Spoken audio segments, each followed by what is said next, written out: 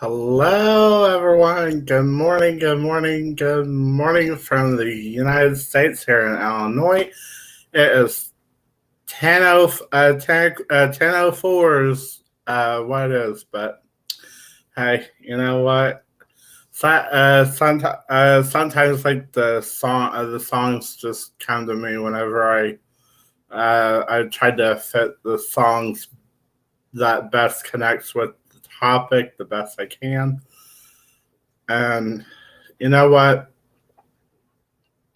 I honestly have to do this. I have to do this, y'all. We're talking about grief rituals, and the five stages of grief. And if y'all know, if you've had a loss or it doesn't even it didn't even have to be just today. It could have been yesterday or years ago. Do you have grief over losing a loved one or friend, or do you know someone that's in that state of grief that's just uh, uh, because because we're gonna learn like the five stages that they could possibly be in during that grieving process. And we're going to talk about the rituals of the grief, like what kind of rituals there are. And of course, I know there's going to be others watching the stream. There's going to be others watching the stream that's part of different cultures around the world, especially on Twitch and YouTube, the ones that watches on YouTube as well. There's different cultural beliefs and rituals that they do, not just cultural, but religiously, spiritually. I mean, grief has a toll of pretty much everything that has to do with mental health, emotions. I mean,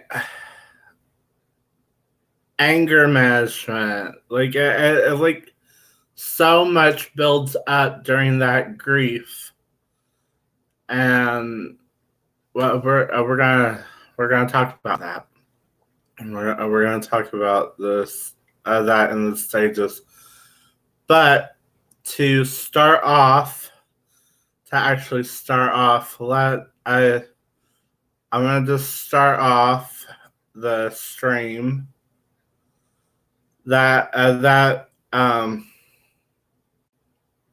that last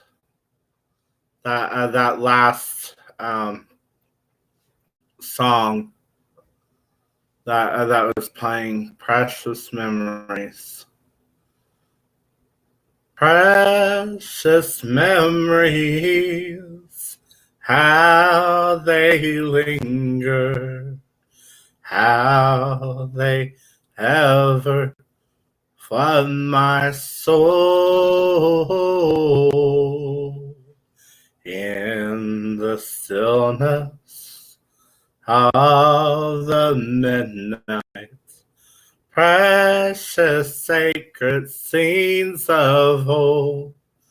And those precious memories is what we hold dear onto and grasp firmly through that grief. So that I thought that was appropriate for that. All right. So let's dive in, y'all. And if it's your first time joining the stream, I gladly welcome you into the stream. This is our morning portion of the stream.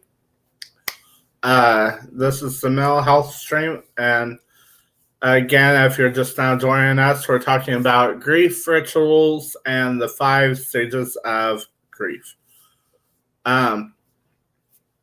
So let's dive in. Grief rituals. Loss is unavoidable on the human journey. Where there is a loss, grief follows. Grief can be overwhelming due to the intensity of emotions involved. In the aftermath of a major loss, people often struggle to return to their routines in a way that honors and makes space for their bereavement.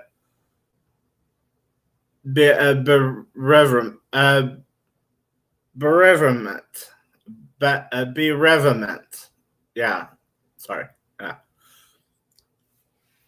Some of these words I'm probably gonna I'm probably gonna ruin some of these words, but we'll get there. We'll get through. So great. Okay. So grief rituals offer powerful meanings of working with and healing from loss that can be incorporated into daily life. Personalized grief rituals allow for greater flexibility, customization, and reputation.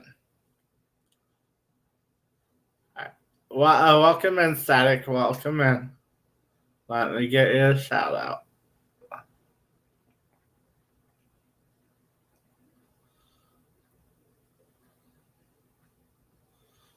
There you go. There you go.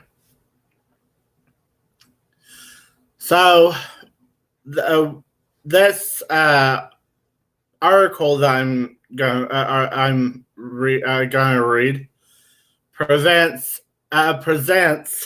Sorry, my words today is not working.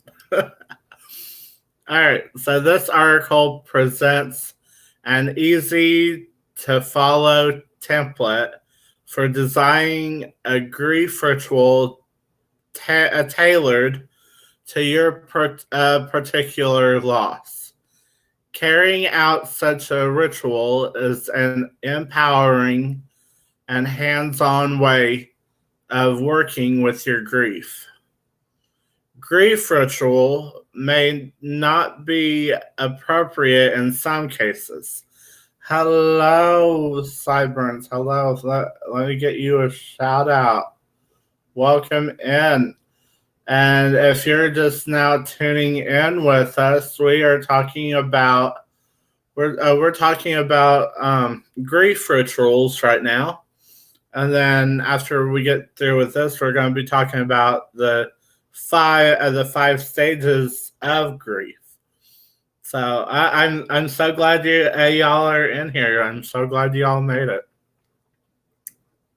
Thank you for being in here. Yes, grief rituals. So a grief ritual may not be appropriate in some cases. Consult with a professional before conducting a grief ritual.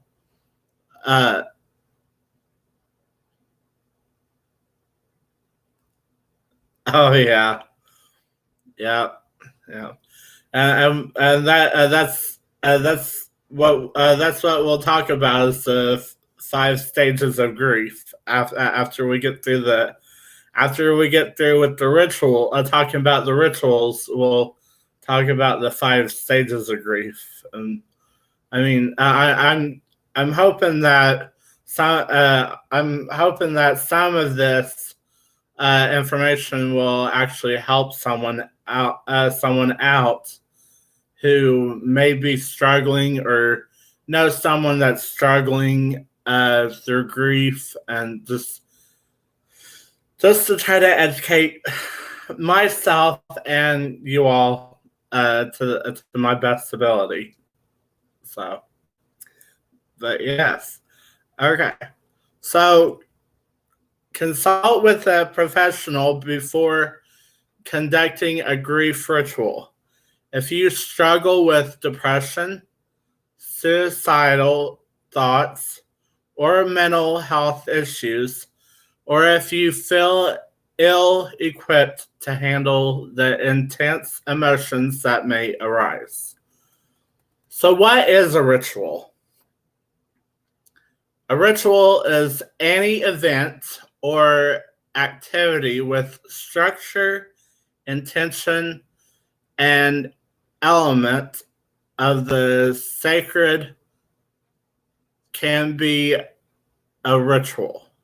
So pretty much like a funeral service or a memorial service or like that's what pretty much like a ritual would be um going to the cemetery. Like rituals, it's like a everyday. It's like not every day, but it's like a routine. Pretty much is how I would describe. That's how I would describe it. Don't take my word for it, but that's just in my own perspective. That it's like a routine. It seems like to me, anyways. So some examples may include meditating each morning, singing happy birthday at a celebration, or planting and tending a memorial garden, regardless of all facts no yes. Regardless of the content, rituals create a space to honor what matters the most, to welcome insight, growth, and healing. So, how does rituals help with grief? The English word for grief derives from the Latin word that means heavy, weighty, and burdensome. Rituals help alleviate the burden of grief after a major loss. They do this by promoting acceptance of the loss, emotional expression, and a feeling of control. Rituals may also help maintain a bond with what has been lost and provide an opportunity for reflecting on how to go forward. Carrying out a ritual connects a person to whatever they consider sacred, be it a higher power, a state of consciousness, or their most cherished values. So, grief ritual beliefs, not beliefs. Sorry about that. Sorry, I misread that. Grief ritual benefits. That sounds better. Benefits.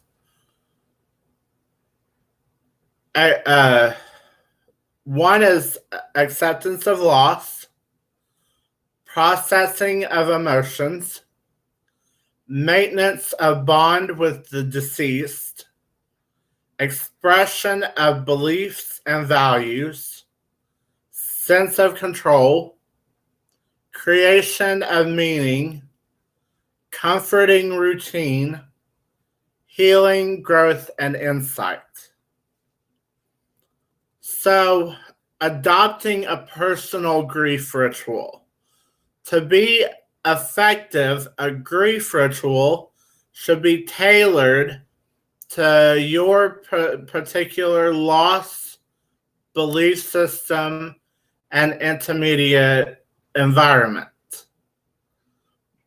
So we're going to go over the steps of that we can follow to design a grief ritual that is right for our situation. So so if we need to, if it's your choice, we can make adjustments based on cultural setting, religious or spiritual beliefs. So, uh, so grief ritual steps. Number 1, choose a significant. Choose a meaningful object. So, like for me, example, my loss would be my grandma.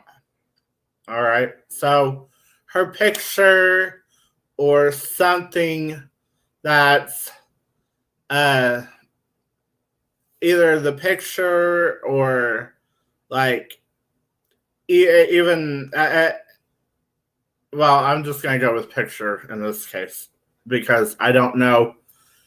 I don't know who all is watching and how their mental health is, so I'm trying to choose my words carefully on that too.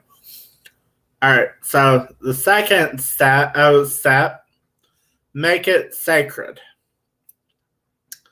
Number 3, incorporate movement, like movement or feeling of some sort, like to get emotion, like emotion feeling. Number 4, interact with the chosen object. And number 5, create closure and repeat. So after creating the closure, it's pretty much repeated. All right, so choose a meaningful object. Grief rituals benefit from incorporating a meaningful physical object. If possible, select an object with a connection to your loss. If you are grieving the loss of a loved one or relationship, this might be cherished. Might be a cherished piece of jewelry, an article of clothing they wore, a gift they gave you, a letter they wrote, or a photograph.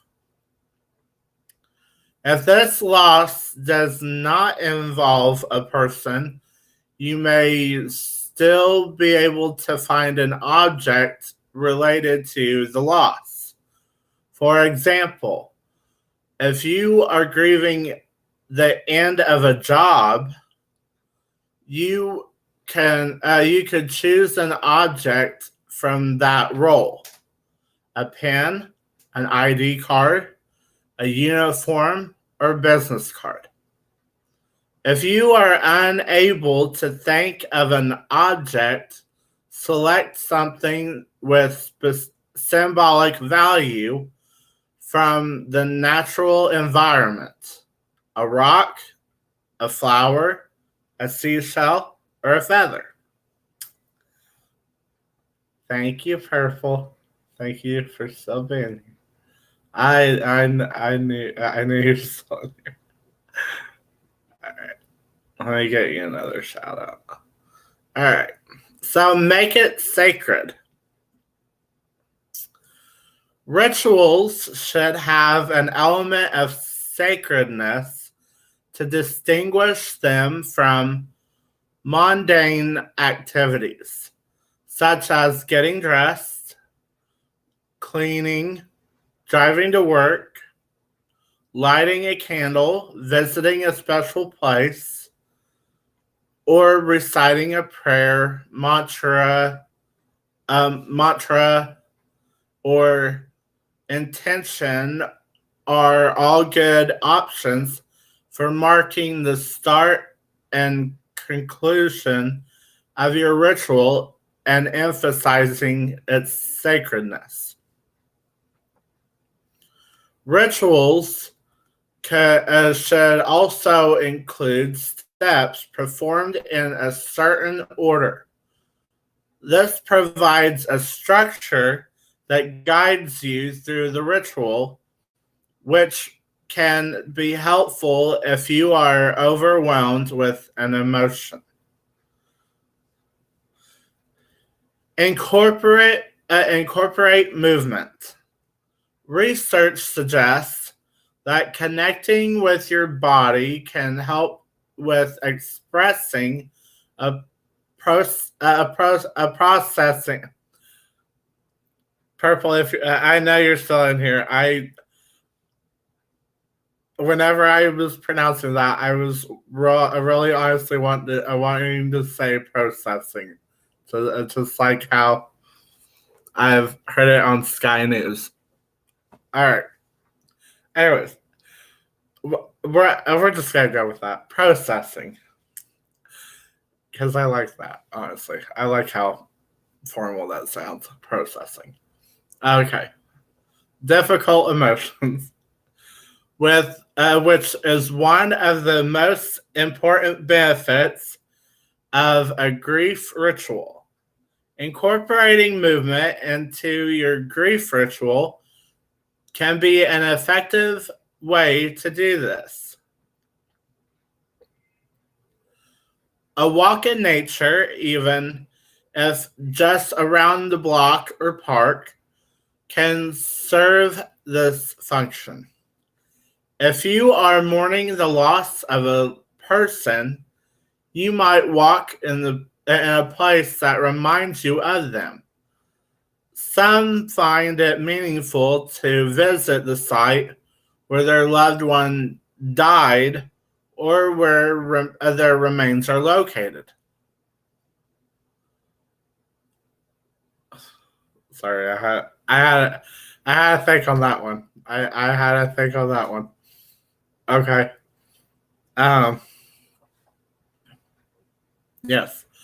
If it is not possible to go for a walk, consider whether there are other ways to use movement in your ritual.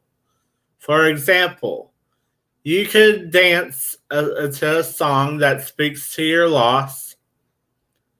If you live near water where it is safe to swim, you can immerse yourself or tread water as part of your ritual. Interact with a chosen object. Rather than just having an object present, grief experts recommend using the object in some way. This symbolizes moving the pain of grief to a place where it can be worked with and transformed. For example, if you wrote a letter expressing your feelings about a relationship that ended, you could shred and bury it as a way of releasing your emotions. If you choose a rock as your object, image your anger and guilt being absorbed into it, and then drop the rock into deep water as a way of letting go of what burdens you. If your object is a feather, place it in a stream and watch as it slowly fades from view. Take adequate time to feel and express any emotions that come up in your grief ritual. Another option is to create a small altar somewhere in your home. Place your chosen object on the altar and treat it as a sacred space where you can regularly meditate, pray, or sit in quiet contemplation. Create closure and repeat. After performing your ritual, create a sense of closure before returning to your day. Some good options are reciting a mantra. Yeah, I hope I'm saying that right. Yeah. Expressing an intention, praying, meditating, or extinguishing a candle you lit to begin the ritual. This helps mark the end of your ritual and the return to your normal activities. Rituals often increase in power and significance when repeated. If your ritual is elaborate or time consuming, it may make sense to repeat it on an occasional basis, such as the anniversary of the loss. But simpler rituals can often be integrated into your daily life. For example, you could light a candle and meditate or pray each morning to start your day. Or you could go on a short walk in the evenings as a way of reflecting on your loss. Experiment with what works best for you. So, grief rituals in action. So, as I go on, are going to be examples of how two people that designed effective grief rituals using the previously outlined steps. So, for end of a relationship, Daniel is struggling in the months following his divorce. He is devastated by the end of his marriage, but also angry and hurt, especially after his ex-wife's affair. Here's how Daniel created a ritual to work with his grief. So, for the ritual step, choose a meaningful object. So what Daniel does, Daniel decides to write a letter to his ex-wife expressing anger and other emotions. So make it sacred. Daniel finds a quiet place to write the letter and lights a candle to mark the start of his ritual. Incorporate movement. Daniel walks to an empty field near his house. He then digs a hole in the ground. Interact with the chosen object. Daniel reads the letter out loud, expresses his emotions, shreds the letter, and places the many pieces into the hole.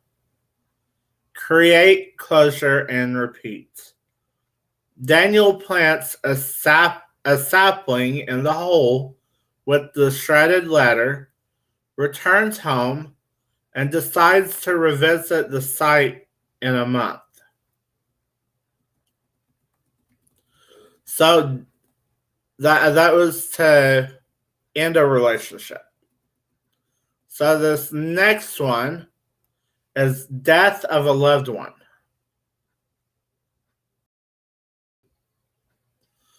Marissa is heartbroken after losing her older sister, Gabriella. In addition to her mourning her sister's passing, Marissa is said that she did not get a chance to say goodbye.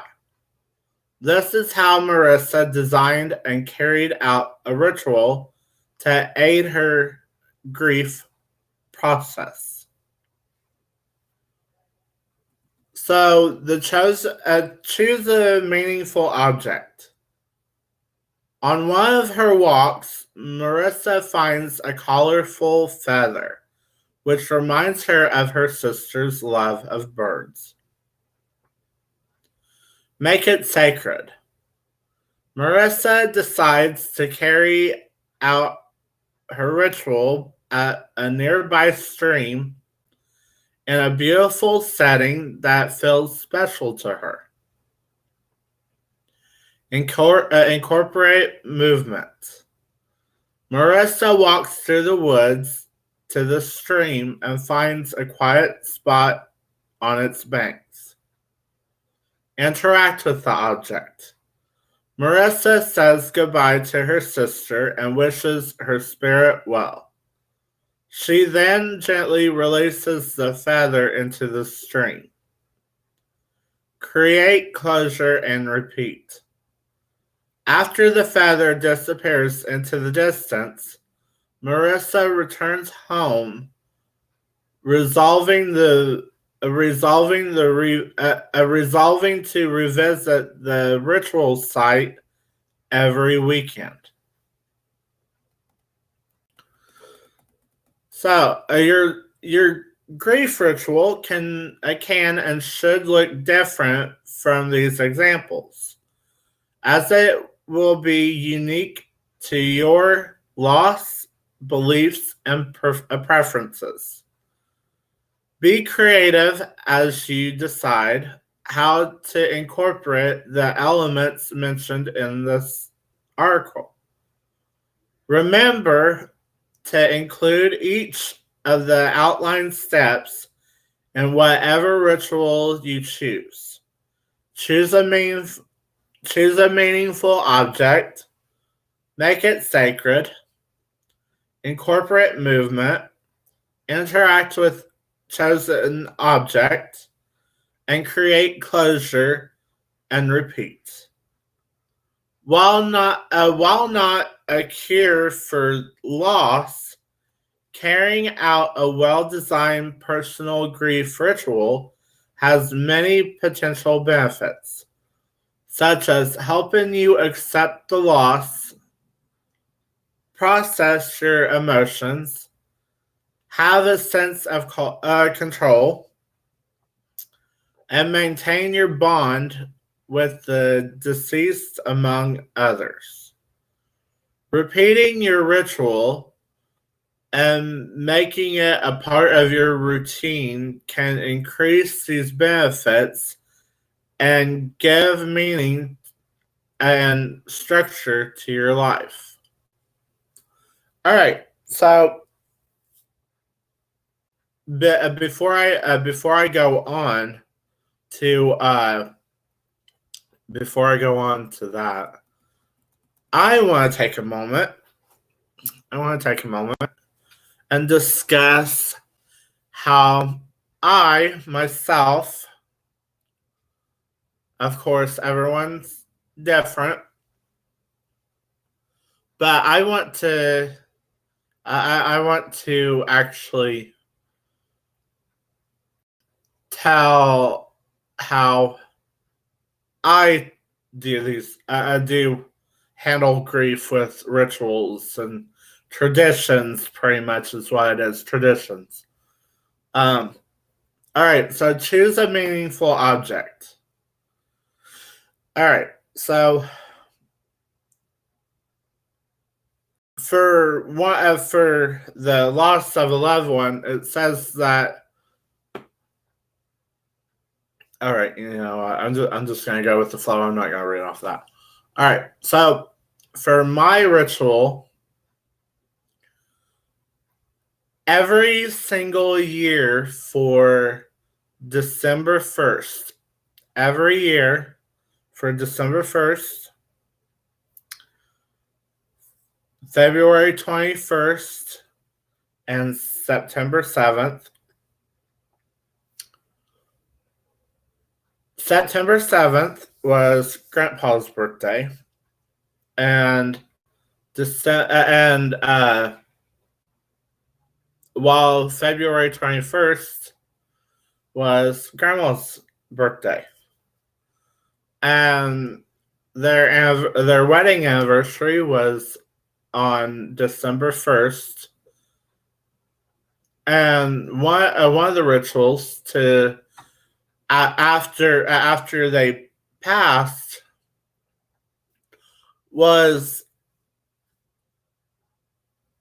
to decorate the Christmas tree for Christmas every year on December 1st. The reason why I myself always did that for December 1st, always, that was a tradition. That was uh, making it sacred, is what it is. And it's pretty much create closure and repeat. Every year for December 1st, I always wait till December 1st, even though most of you, mostly all of you, know me, and I leave my tree up and decorate it all year round.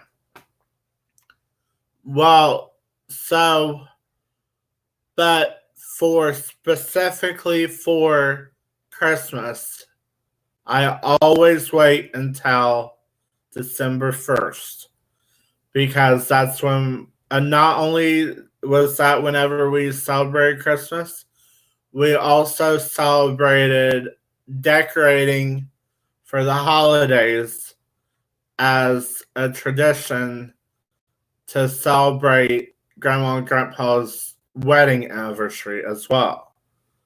So that's the reason why I do that every year on December 1st. But now, this past September, I started something new with dealing with the loss of both Grandma and Grandpa on their birthdays. So for Grandpa's birthday last year in September, this past September, I thought, well, why not? I just go ahead and order a cake. I just order a cake just as if he was still here and still celebrate it as if he was still here with me and with us. And so what I did, I cooked a meal, something that he would most likely something he would actually fix. That was my very first time making. I was making roast with onions, carrots, and potatoes, and I cooked it for a little bit on the stove, and then transferred everything to the slow cooker. Oh my gosh, are those slow cookers ever so helpful? Especially like whenever you have like so much else going on. But so that's one thing that I'm going to start doing is decorating the table, especially for grandma and grandpa's birthdays. And I know a lady who does my who makes my centerpieces for the holidays, and she makes these centerpieces with with a where you can put a photo in a little photo frame in the centerpiece. So I'm gonna start doing that. I put that on the table, on the kitchen table, and start doing that for grandma and grandpa for a ritual. And not only is that helping me out, it's also still remembering and honoring them in a respectful way, and just and I can do it yearly, and it doesn't. It doesn't have to be yearly, but I mean, it's just how it is. All right, so let me see. Let us move on. Let's go on to the 5 stages of grief. Okay, we talked about the grief rituals. Now let's talk about the 5 stages of grief. All right, so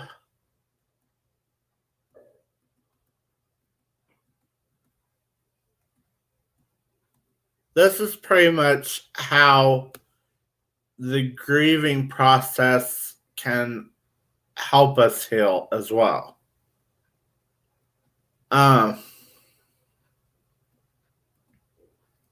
Okay, so if you or a loved one is dealing with a loss, it can be helpful to learn more about the grieving process. Here we share the 5 stages of grief, along with a few ways to help someone who is grieving after a death or a breakup. It's important to remember that the grieving process can be complex, and it isn't the same for everyone. These steps may not be followed exactly, or other feelings may surface after you thought you were through the stages of grieving. Allowing room to experience grief in your own way can help you heal after loss. Hello, lovely. Let me get you a shout out. I am doing so much better than yesterday. Let me tell you, I'm doing so much better than yesterday. I'll just put it like that. I'll just put it like that, honestly. But yes, I'm doing so much better than yesterday. All right. And if you're just now joining in, we're about to talk. We just went over. Oh yes. Okay. I had to read that message again. I had to reread that. All right. Okay. So if you're just now joining in, we just went over the the rituals of grief. Now we're getting ready to talk about the 5 stages of grief. And it can be either a death of a loved one, or it could even be a breakup. So,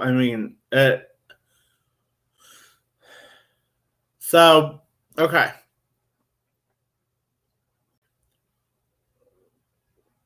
The 5 stages of grief. And I really hope I don't puncture this woman's name whatsoever. I hope I don't. Okay. The 5 stages of grief is a theory developed by psychiatrist Elizabeth Kubler-Ross. I hope I'm pronouncing her name right. Please forgive me if I'm not. Okay. It suggests that we go through 5 distinct stages after the loss of a loved one. These stages are denial, anger, bargaining, depression, and finally, acceptance. So, denial. And in the first stage of the grieving process, Denial helps us minimize the overwhelming pain of loss. As we process the reality of our loss, we are also trying to survive emotional pain. It can be hard to believe we have lost an important person in our lives, especially when we may have just spoken with them the previous week or even previous day. During this stage in grieving, our reality has shifted completely. It can take our minds time to adjust to our new reality. We reflect on the experiences we've shared with the person we lost, and we might find ourselves wondering how to move forward in life without this person. This is a lot of information to explore and a lot of painful imagery to process. Denial attempts to slow this process down and take us through it one step at a time, rather than risk the potential of feeling overwhelmed by our emotions.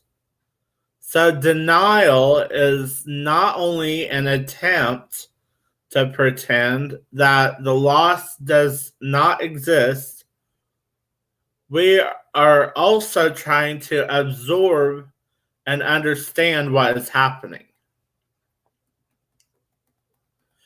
Anger. The second stage in the grieving is anger.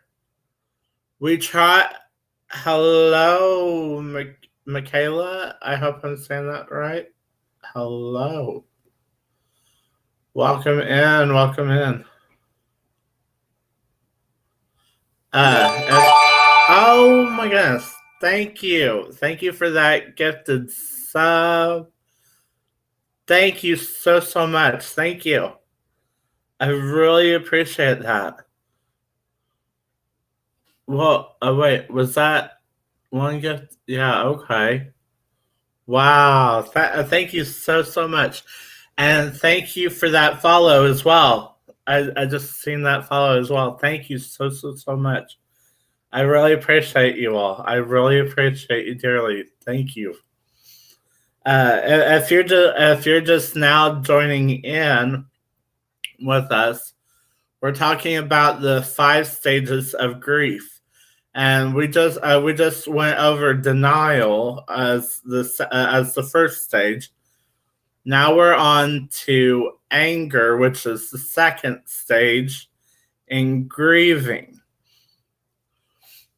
We are trying to adjust to a new reality and are likely experiencing extreme emotional discomfort. There is so much to process that anger may feel like it allows us an emotional outlet. Keep in mind that anger does not require us to be very vulnerable. However, it may feel more socially acceptable than admitting. Thank you. I appreciate that. Thank you. Jinky, Jinxie, I'll message you after on Discord after we're finished, and I'll tell you the reason why I wanted to start these streams up and all. So.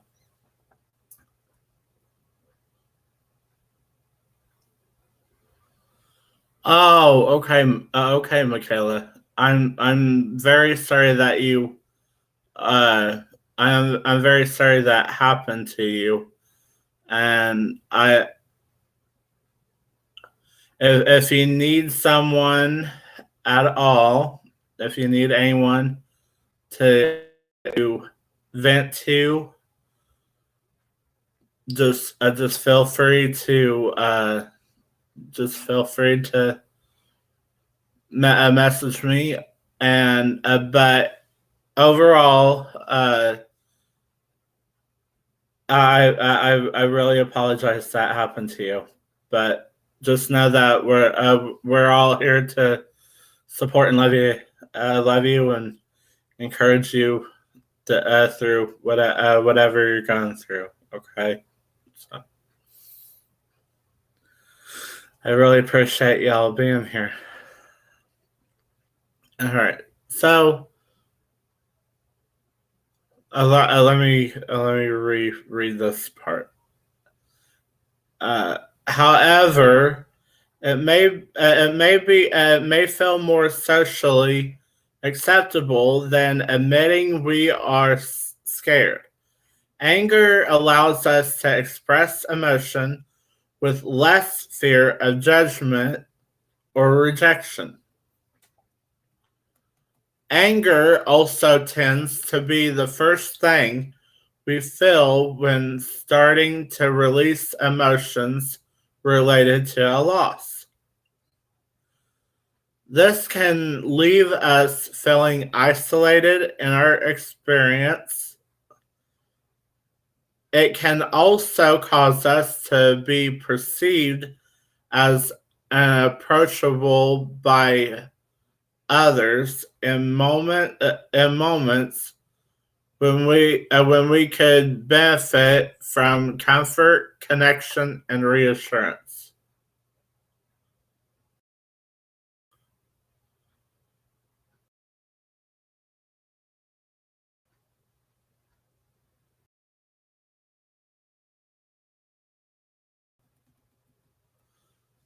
Bargaining. When coping with a loss, it isn't usual to feel so desperate that you are willing to do anything to alleviate or minimize the pain. During this stage in grieving, you may try to bargain to change the situation, agreeing to do something in return for being relieved of the pain you feel. When bargaining starts to take place, we often direct our requests to a higher power or something bigger than us that may be able to influence a different outcome. Bargaining during the grieving process can come in the form of a variety of promises, including, God, if you heal this person, I will turn my life around. Or, I promise to be I promise to be better if you will let this person live. Or, I'll never get angry again if you stop him or her from dying or leaving me. Welcome in, Star. Welcome in. Thank you for being in here. Thank you, thank you, thank you. Thank you for everyone for being in here. I really, really appreciate you all. I really do. There is an acute awareness of our humanness. Humanness in this stage of grieving. When we realize that there's nothing we can do to influence, change, or create a better end result. Bargaining comes from a feeling of helplessness and gives us a perceived sense of control over something that feels so out of control. During bargaining, we tend to focus on our personal faults or regrets. We might look back at our interactions with the person we are losing and know all the times we felt disconnected or may have caused them pain. It is common to recall times when we may have said things we did not mean and wish we could go back and behave differently. We also sometimes make the drastic assumption that if things had played out differently, we would not be in such an emotionally painful place in our lives. Depression. During our experience of processing grief, there comes a time when our imaginations calm down and we slowly start to look at the reality of our present situation. Bargaining no longer feels like an option, and we are faced with what is happening. In this stage of grieving, we start to feel the loss of our loved one more abundantly. Our panic begins to subside, the emotional fog begins to clear, and the loss feels more present and unavoidable. In those moments, we tend to pull inward as the sadness grows. We might find ourselves retreating, being less sociable, and reaching out less to others about what we are going through. Although this is a very natural stage in the grieving process, dealing with depression after the loss of a loved one can be extremely isolating. So if you or a loved one are struggling with depression, contact the Substance Abuse and Mental Health Services Administration, SAMHSA National Helpline at 1-800-662-4357 for more information on support and treatment facilities in your area. For more mental health resources, see the National Helpline database. So the next stage is acceptance. The last of the 5 stages of grief is acceptance. When we come to a place of acceptance, it is not that we no longer feel the pain of loss. Instead, we are no longer resisting the reality of our situation, and we are not struggling to make it something different. Sadness and regret can still be present in this phase, but the emotional survival tactics of denial, bargaining, and anger are less likely to be present during this phase of the grieving process. So, how long do grief stages last?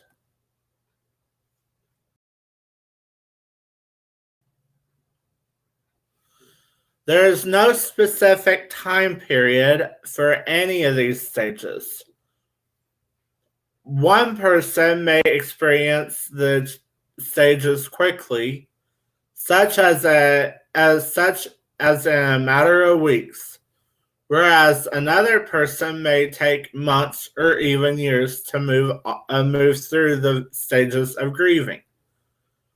Whatever time it takes you to move through these stages is perfectly normal. As we consider the 5 stages of grief, it is important to note that people grieve differently. So you may or may not go through each of these stages or experience them in order. The lines of grieving process stages are often blurred. We may also move from one stage to another and possibly back again before fully moving into a new stage. Your pain is unique to you. Your relationship to the person you lost is unique. And the emotional processing can feel different to each person. Take the time you need and remove any expectations of how you should be performing as you work through the grieving process. So for additional grieving process models,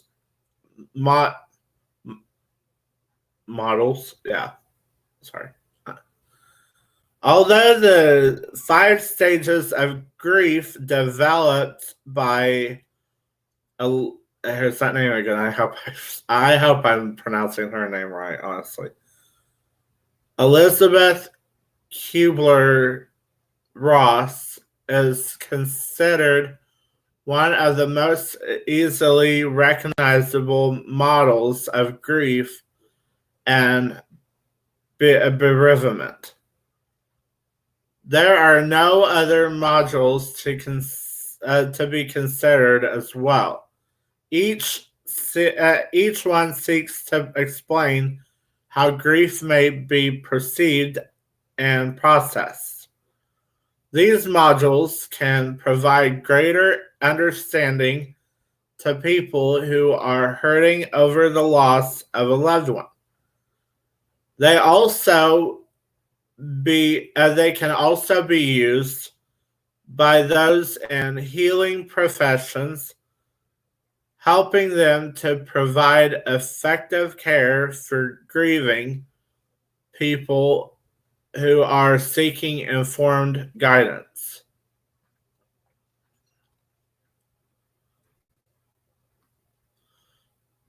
So the 4th, let's go over. Hold on. Let me.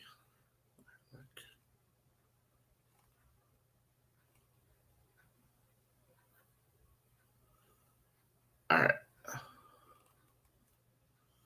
Let's go right here. Let's go right here, and then we'll go over this part, and then we'll wrap up for the morning. How to help someone who is grieving.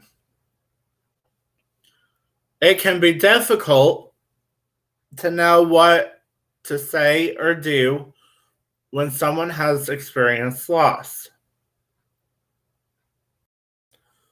We do our best to offer comfort, but sometimes our best efforts can feel inadequate and unhelpful. Here are a few tips to keep in mind if someone you love is going through the stages in grieving. Avoid rescuing or fixing. In an attempt to be helpful, we may offer uplifting, helpful comments or even humor to try to ease their pain or fix them. Although the intention is good, This approach can leave people feeling as if their pain is not seen, heard, or valid. Don't force it. We may want so badly to help and for the person to feel better, so we believe that nudging them to talk and process their emotions before they're truly ready will help them faster.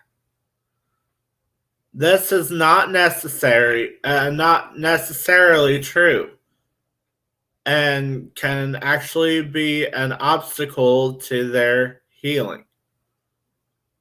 Make yourself accessible. Offer space for people to grieve. This lets the person know we're available when ready. When they're ready. Sorry. We can invite them to talk with us, but remember to provide understanding and validation if they are not ready just yet. Remind them that you're there and not to hesitate to come to you. All right. So we're gonna wrap it up right there. We are going to wrap it up right there. All right. That they're just. I didn't even notice it was a lot. I didn't notice it was been an hour already. Oh my goodness. All right. Let me find. For those that's on Twitch, we're gonna find someone to raid. Also, but before we do that, hold on, y'all. Hold on. Before we do that, we are don't forget, y'all, if you are enjoying this, if you're enjoying the mental health streams and it's really, really helping you, I really I really encourage you to keep on coming back, because who knows what you might learn that day. Who knows? We all learn new things each day, and I'm even learning things along with you all. So I mean, we're learning together is what it is, and I really hope that these mental health streams is really encouraging to you. I hope it's getting important information out to you all, and I love you all dearly, and I want to do the best I can to reach out to each and every one of you, and to all that I can to help who's gone through a situation or know someone that's in a situation. My goal is to help you guys and help myself as well. Don't forget, y'all. We do have for those that that's already been here with us through the other streams. And I do apologize, y'all, for not having the afternoon stream yesterday. Things got a little crazy. But so don't forget, y'all. This afternoon at 2 p.m. Central Time, I will be sure to make sure to get notifications out and whatnot the best I can. And I really hope y'all are enjoying this so far. So, for the afternoon stream, we are going to be talking about what to do when you disagree on parenting issues. And so it's going to be more parenting skills because I felt like before the message was even before my friend even messaged me, like something I was going through I was going through stuff and thought, well, this here might hit point to some people that's struggling through the same thing, and so. But again, I really enjoyed and love each and every one of you that came in to the stream. Thank you all for being here. Twitch, if you will, let's write out on Twitch. And the person that we're gonna rate out on Twitch is playing Call of Duty. So let me. I hope y'all like Call of Duty games. I really do. But I really appreciate each and every one of you that has came in here and been part of the stream, been part of the chat, and again, thank you for the new follows, the gifted sub. I thank you so much. Honestly, thank you. I really appreciate it so much. All right, let us start the raid on Twitch, y'all. And if y'all will, I will see you this afternoon. Love you all.